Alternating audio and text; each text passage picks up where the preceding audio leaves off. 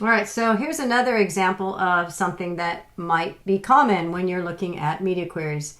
So for my mobile first view, I have my image of Stitch, of course, and a paragraph, but you'll notice that the paragraph isn't showing up. It's not showing up at all underneath my image, and that is because my mobile first view has my width of my image at 100%. So in other words, if I took this out, then the Stitch would be fairly small.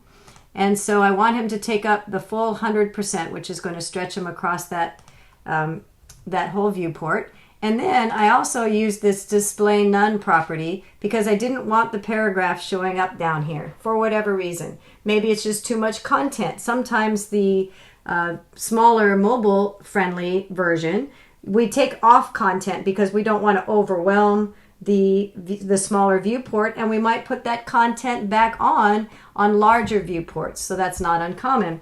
And so that's why I have this class equals para for paragraph 1. And I said when we're in small, we're just not going to show that paragraph in this particular example. And so the idea then, as we get larger, that we're going to actually show that content. All right, so now we're going to add a media query. So I'm just going to paste in the media query that I have outlined here. So now we have a media query with a min width of 576 pixels. So again, when we get larger, as we start off in our mobile first, we're going to get larger, 576 pixels. We always go smallest to largest in ascending order. So what's happening now is our paragraph was displayed none, but now what we're doing is bringing it out. So now we're saying display block, which means show it. Let's see it now, and we're going to do it as a block element. And you got to refresh the page in order for that to happen. And now we can see that our paragraph is showing up down below. The other thing I did here was I made my image 50%. So here we have, in our mobile version, we have our image 100%, and our paragraph is not displayed. And then when we get to 576 pixels or greater, then we're going to see that by using display block, our paragraph is now visible, and our image was reduced in size. So the next piece that I'm going to do is I'll make one more media query at media, and we'll say min width of 768 pixels. Don't forget your open and close curly brace. It won't validate if you don't have a closed curly brace. It's a common mistake. Make sure you validate. Make sure you have that curly brace. And so now what we're going to do is we're going to take that image and we're going to float it to the left. So let's see what happens now. So if I do that, and I pull this over, and oh, there's the image floating to the left, and our paragraph is now on the right.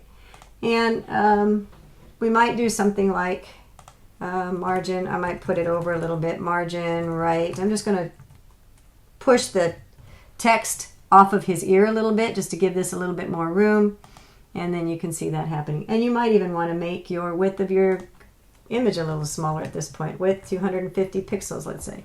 And so you can see clearly that we've got some very visible changes between these three media queries. So when we start off again, we start off on our default, our base style is a large image without a paragraph.